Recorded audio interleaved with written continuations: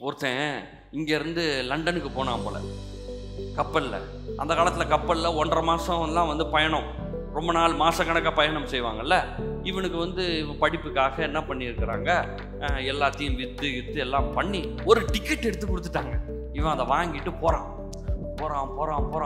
போனால் அங்கே கப்பல் பயங்கர பெருசாக இருக்குது. ஐயோ என்னாம இருக்கு. பணக்காரங்கெல்லாம் வந்து அப்படியே உட்காந்து 3 வேளை சாப்பிட்றாங்க, ஜூஸ் வருது, சாப்பிட்றாங்க, மட்டன் சிக்கன் எல்லாம் பயங்கரமாக சாப்பிட்டுட்டு இருக்கிறாங்க. இவன் இவங்க வீட்டில் வந்து இந்த ஸ்நாக்ஸ் கொடுத்துட்ருக்காங்க, முறுக்கு சீடை காஞ்சி போனது. 1.5 மாசமாக கொஞ்சம் கொஞ்சமாக பிச்சு சாப்பிட்றான். ரொட்டி பிச்சு சாப்பிட்றான்.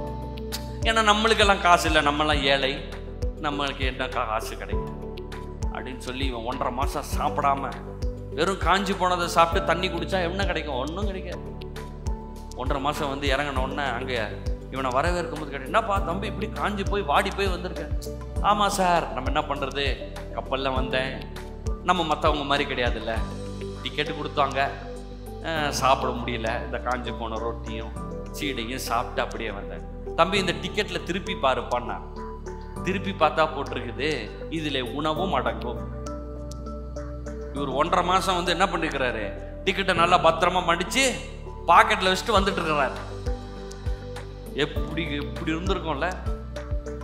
இந்த மாதிரி நிறைய பேர் இங்கிறது செத்து பரலோகம் போன பிறகு இயேசு காட்டுவார், டிக்கெட்டு பின்னாடி பாருப்பா, வெற்றி அடங்கும், செழிப்பு அடங்கும், சுகம் அடங்கும்னு. அதை தான் நான் இங்கேயே சொல்கிறேன், இங்கேயே பார்த்துருக்கேன். பரலோகம் போய் பார்க்காதீங்க, ரொம்ப லேட் ஆயிடும். இங்கேயே பாருங்க, இதில் இருக்குது.